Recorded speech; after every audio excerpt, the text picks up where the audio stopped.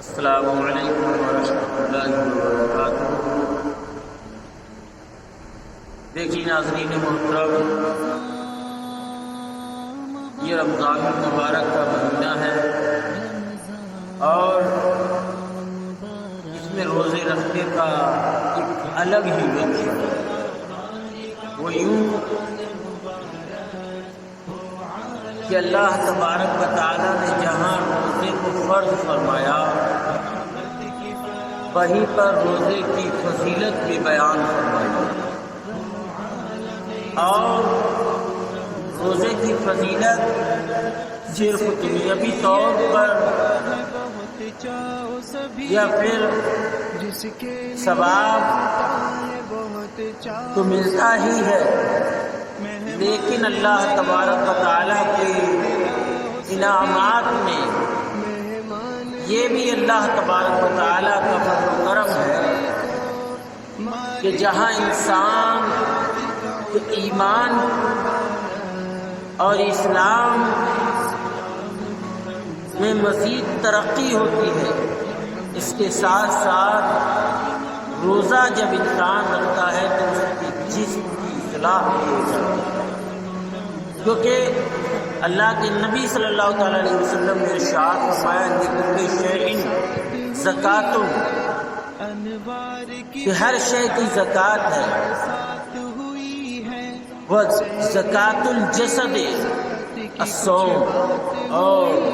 جسم کی زکوٰۃ روزہ ہے۔ تو حضرات گرامی، جہاں ہم روزہ رکھتے ہیں اللہ تبارک و تعالی ہر قدم پر، ہر گھنٹے پر، ہر وقت میں ہم پر اپنی رحمتیں نازل فرماتا ہے اور امت کے گناہ گاروں کی بخشش فرماتا ہے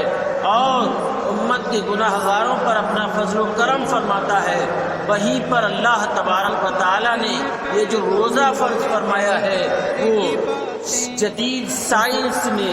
یہ تحقیق کی ہے کہ روزہ جو ہے وہ انسان کے جسم کو صلاحیت بخشتا ہے، روزہ انسان کے جسم کو بہتر بناتا ہے، روزہ انسان کے جسم کو اصلاح بخشتا ہے، اس لیے کہ جس طرح سے ایک مشین ہوا کرتی ہے، انسان کا جسم بھی ایک مشین ہے۔ انسان کا جسم ایک مشین ہے، لہذا مشین ہر وقت چلتی رہتی ہے، لیکن ایک وقت آتا ہے اسے اصلاح کی ضرورت ہوتی ہے، اسے ریپیئرنگ کی ضرورت ہوتی ہے، اسے سروس کی ضرورت ہوتی ہے، اسے اصلاح کی ضرورت ہوتی ہے۔ اسی طرح سے انسان کا جسم ہے کہ ہم سال کے 11 مہینے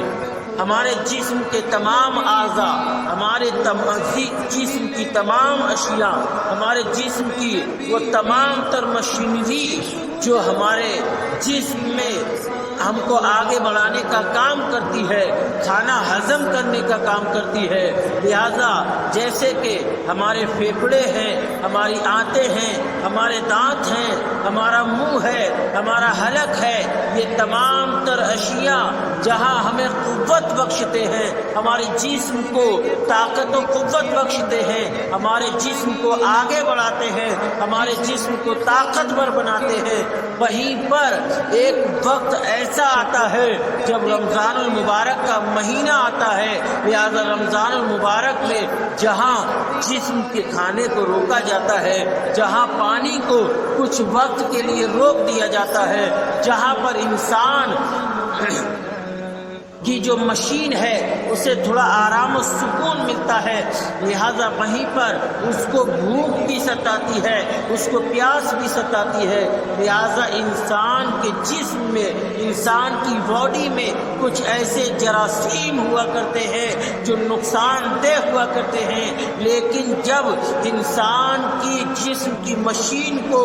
کھانا میسر نہیں ہوتا ہے، پانی میسر نہیں ہوتا ہے، قوت بخشنے والی اشیاء میسر نہیں ہوتی ہیں، تب انسان کے جسم کی جو مشین ہے، لہذا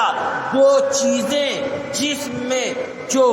فضلہ ہوا کرتی ہیں، جو بیکار ہوا کرتی ہیں، لہذا ان کو کھانا شروع کر دیا کرتی ہے۔ اسی طرح سے ایک شخص ایک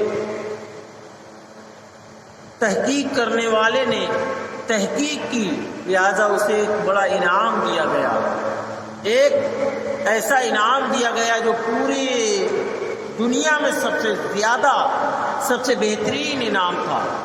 لہذا پوچھا گیا کہ آپ نے ایسا کیا کیا کہ جس کی وجہ سے آپ کو اتنا بڑا انعام دیا گیا ہے؟ لہذا انہوں نے کہا کہ میں نے کینسر کی دوا کھوج لی ہے۔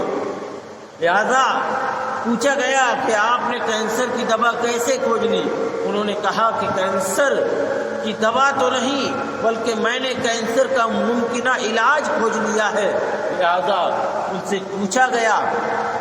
کہ بتائیے آپ نے کینسر کا علاج کیسے کھوج لیا؟ تو انہوں نے بتایا کہ انسان کی باڈی میں جو فضلات پیدا ہو جاتے ہیں، انسان کی باڈی میں جو بے ضرورت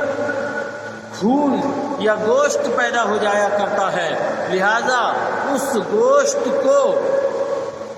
اگر انسان کی باڈی کے اندر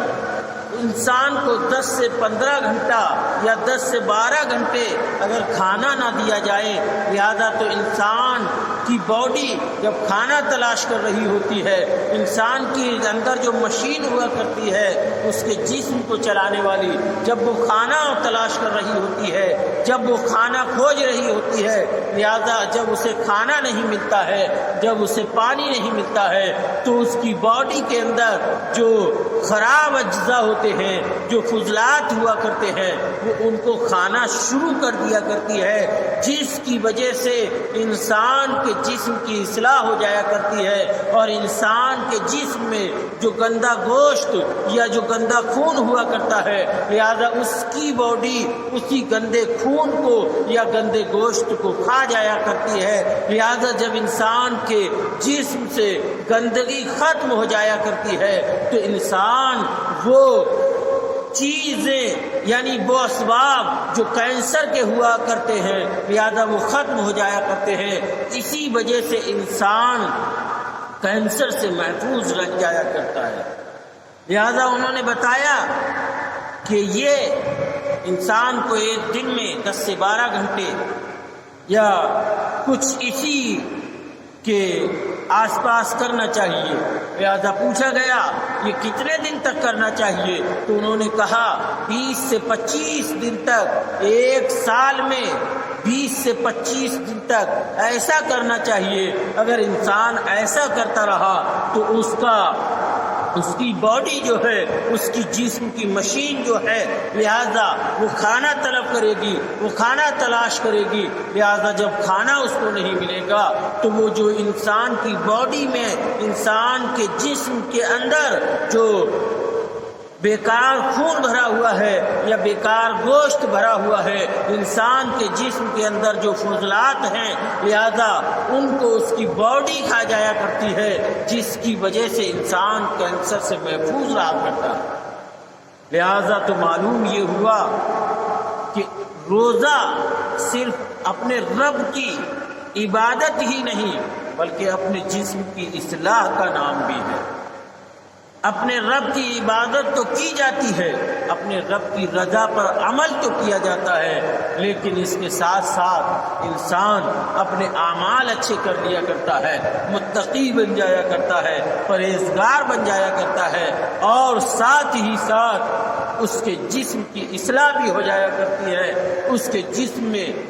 وہ ایسی بیماریاں پیدا نہیں ہوتی جو بیماریاں اس کے جسم کو گلانے کے لیے، جیسے کہ کینسر ہے، یا جو بیماریاں انسان کے جو پیٹ ہے، انسان کا جو شکم ہے، لہذا اس کے اندر بعض دفعہ کبھی سوزن آ جایا کرتی ہے، کبھی کوئی تکلیف ہو جایا کرتی ہے، کبھی کوئی بڑی سے بڑی بیماری ہو جایا کرتی ہے۔ لہذا جب انسان روزے میں اللہ کے لیے بھوکا رہتا ہے تو انسان کے جسم کو وہ اصلاح نصیب ہوتی ہے، انسان کے جسم کو وہ درستگی میسر ہوتی ہے کہ انسان کا جسم بالکل اصلاح پا جایا کرتا ہے اور بالکل صحت یاب ہو جایا کرتا ہے۔ اس لیے حضرات گرامی ہمیں ذہن نشین کر لینا چاہیے یہ بات کہ جہاں روزہ رکھنے سے ہمارا رب راضی ہوگا وہیں پر ہمارے جسم کی اصلاح بھی ہو جائے گی۔